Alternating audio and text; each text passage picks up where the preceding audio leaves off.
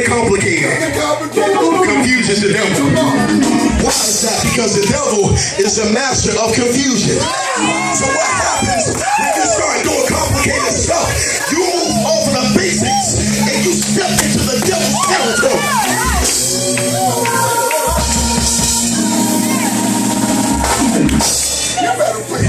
I don't need all that stuff.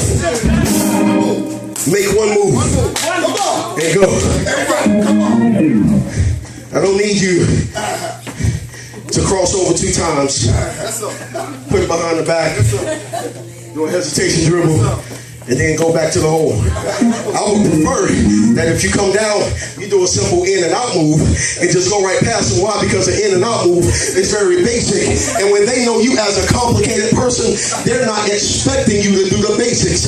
So a lot of us have the reputation, help me Holy Ghost, a lot of us have the reputation of being complicated. A lot of us have the reputation of can't nobody figure us out. And we like it when can't nobody figure us out. Understand that it's not about your neighbor figuring you out, because the devil been watching you for years and he already know what you're about to do. So God, understand that complicated does not mean easy. It means it's easy for the devil to find you because you're playing, oh come on now, you're playing on his territory. Yeah. Make one move. Look at your neighbor and say, neighbor, make one move. Neighbor, make one move. See, Saul was getting ready to overcomplicate things. He was about to put David in something that he couldn't handle. He was about to put David in something that he knew nothing about. He was about to complicate the situation. But David said, no, I don't need that. Give me the basics. And when I keep it on the basics, I can make one move and I can go.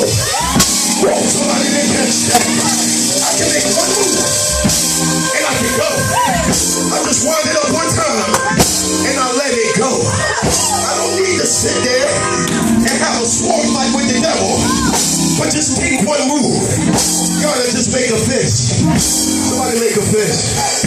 Make one fist. Make a fist. Make a fist. Make a fist. Make a fist. Everybody got their fist? Yeah.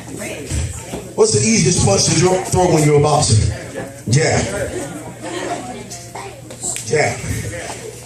Jab is very easy. You got a jab, you hear it, boom. That's it. A roundhouse, you got to come all the way around here to make contact. In that time, if you're fighting somebody that know what they're doing, Brother Ty, when they see this right here, you come here, what's left open? Everything that you care about, I feel you right there. Everything that you care about is left open. Why? Because you're going for the knockout punch. And the Bible says this race isn't given to the swift or the strong, but it's to the one that endures. All you need to do is be able to take a punch and keep it moving. You see, woo, God. Why are you trying to throw a knockout punch and leave yourself wide open?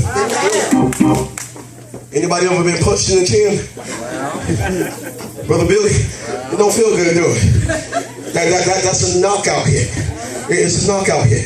So when you come out and you start making things complicated, you make it very easy for the devil to step in and just take control of everything you left open.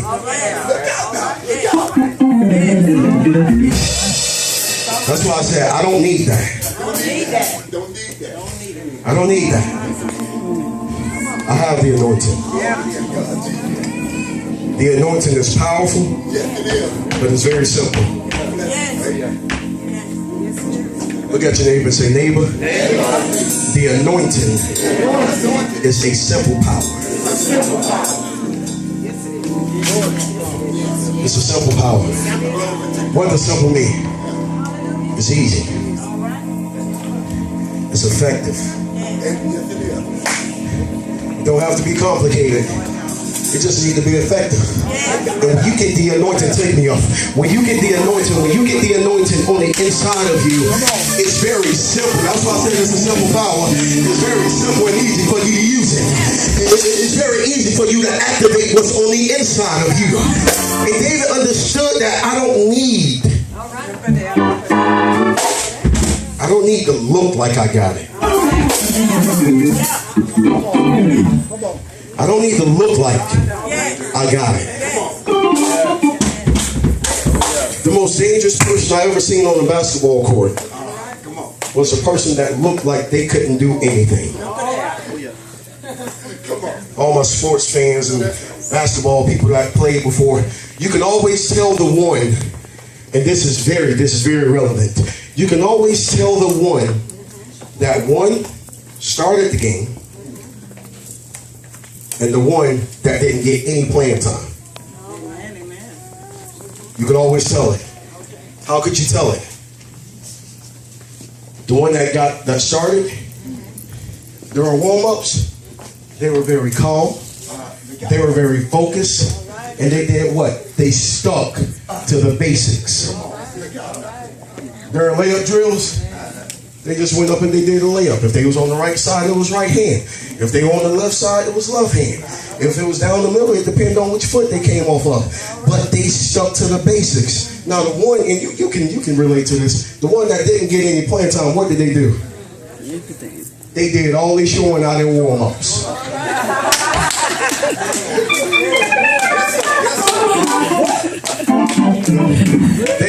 You're rough deep. You see them out there. The ones that don't get any playing time, they do all their damage in warm-ups. Now, what kind of damage does warm-ups do? Warm-ups do nothing, but it's the game that counts. Now, what I'm trying to get you to understand is, it does you no good that while the enemy is not in your face and the enemy is not coming against you, that you talking strong, you living strong, you big. I can handle this. God is good all the time. God is good. He's a God. He's water in the desert. He's food when I'm hungry. That's real good when everything is going well for you. But what about when the devil come in your face and he begin to challenge you on those things that you've been talking about? Now is your time to show out. But the devil is attacking you because you're the one that's been doing the most.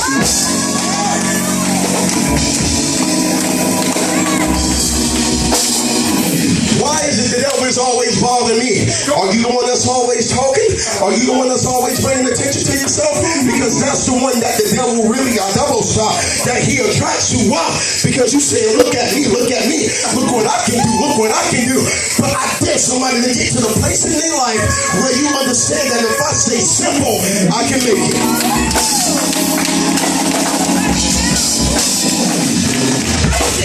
I don't need all the other stuff. I don't need it. I have the anointing. Say that. I don't need it. I have the anointing. Thank you, but no thank you. I have the anointing. But you have got to understand and know what you have. Yes. Too many saints of God don't know what they got at their disposal. You don't know what you got working for you.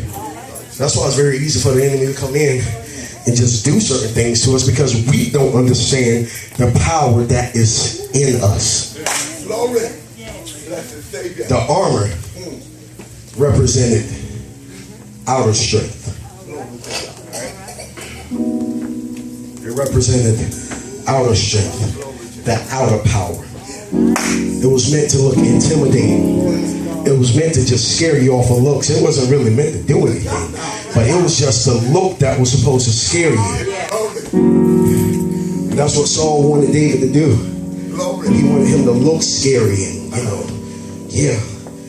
Look at you, man. You look like you can really do something, You look like it. But David understood that armor that you're trying to give me isn't what got me here.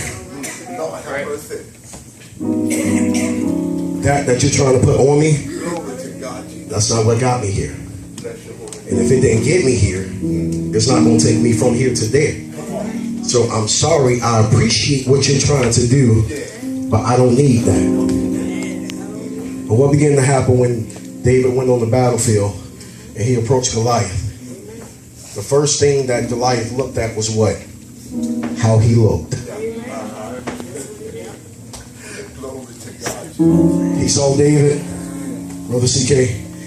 He saw him and saw that David didn't look like what he was expecting. So immediately in his mind, he underestimated David and the power that was working on the inside of him. And when Goliath did that, what did he do? He left himself open He left himself open. Switch it up for me, Brother Jay. He left himself open for the knockout punch. He left himself open. He was very vulnerable. Why? Because he underestimated the power of the simple look.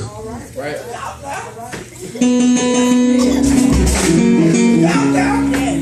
I just feel God wanting us to understand that we need to get back to the basics of what Christ-like really means. David went out there like a shepherd boy, which is what he was. Look at your neighbor and say, neighbor, be who you are. You ought to tap him and say, neighbor, be who you are. Because when David stepped out there and Goliath began to, wait a minute, y'all sending a boy out here? Y'all sending a boy to fight a giant? What are y'all thinking? Don't y'all know who I am?